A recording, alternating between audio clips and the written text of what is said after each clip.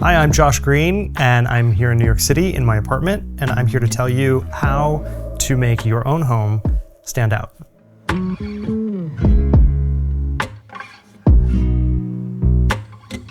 Okay, so there's so many beautiful stones out there in the world that you shouldn't be afraid to use all the different varieties, and you shouldn't be afraid to combine them.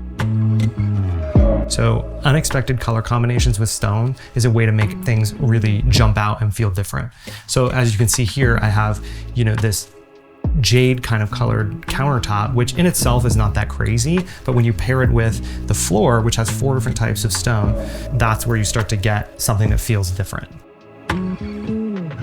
In my bathroom, I have something called Rojo Alicante, which is on the walls, which is sort of a Campbell's tomato soup color red on the walls in a 12 by 12. And then I have a 12 by 24 crazy pattern, which has similar colors, but more gray. So they're close, but different. And so that creates a play between the walls and the floor that makes it feel unexpected.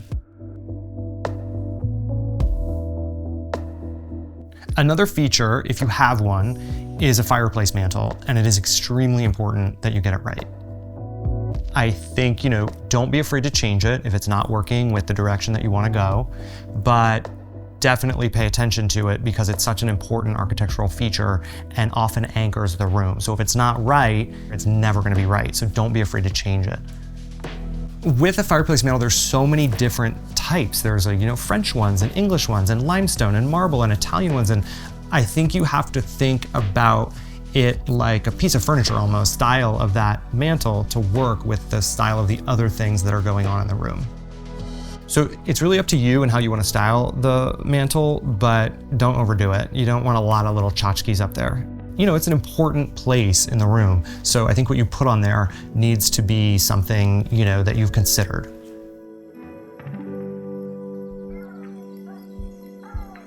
So a major way of having things stand out in your home is to have them custom made for your home. And one of the most important ways to do that is custom floor coverings. There's sort of an unspoken rule in the design world that you start with the rug and then you build from there. Well, luckily for me, I have a rug collaboration with a company called Marc Phillips. So as soon as you walk into my apartment, I'm sitting here in my entry, there is a custom rug from my collection. As you go into the living room, there is a custom Moroccan rug from my friends Beni. And then I also have a custom rug in my bedroom, which is also from my collection. So scale is super important when you're doing custom rugs, and as you can tell, this rug is fit perfectly for this space. And it's important to do that with all of the rugs in your house. That's an important way to make everything look very customized, very perfect. You don't want rugs that are too small. You conversely also don't want rugs that are too big, where it's like, rolling out where you don't want the rug to be. So the only way to get it right is to do it custom. So it's important to remember to always add decorative lighting in every room. It can't all just be, architectural recessed lighting. Nobody wants overhead lighting all the time, and vintage lighting is excellent for that. Or a new lamp from an interesting maker, a vintage sconce is a great option, an artisanal handmade lamp, something that just gives off different light qualities.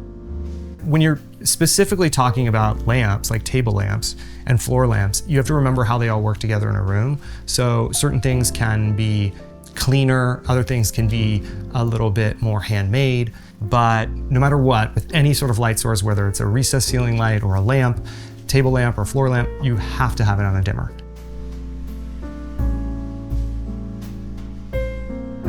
So in this room, in my living room, there is a pair of sconces on the wall, which I got at the flea market in Paris. I think they're like 1960s or 1970s. They glow beautifully at night. This little guy here is from my friend Carlos Otero, who is a ceramic artist based here in New York. And he made this little guy especially for me. So the lamp in my entry, I found on Chairish, actually. It's from a woman named Catherine Ann Barker. It's sort of this very Japanese-y, big, kind of chunky, hand-painted, scenic lamp, which has a lot of personality.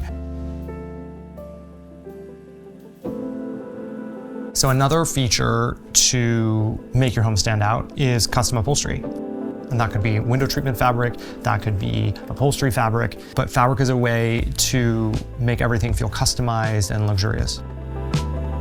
This is my sofa, which I had custom made. It's a sleeper sofa. Sadly, nobody has ever slept on it, but I love the fabric and it really packs a punch in the living room. So my bed is a king bed. It's the first king bed that I've ever had, which is amazing. And the bed's actually from my own design. It's from my own collection, but I used a fabric from Jim Thompson, which is super unusual. You know, another thing you can use for custom upholstery are vintage textiles.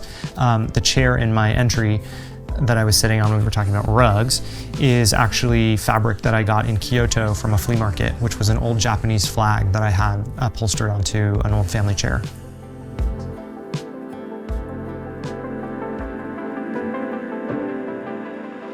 So one way to make your home stand out is to use wall covering.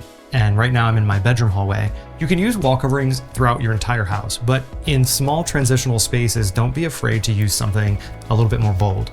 That could be a crazy plaster, or it could be a wall covering. And once you have a wall covering or a specialty plaster even, don't be afraid to put artwork on top of that.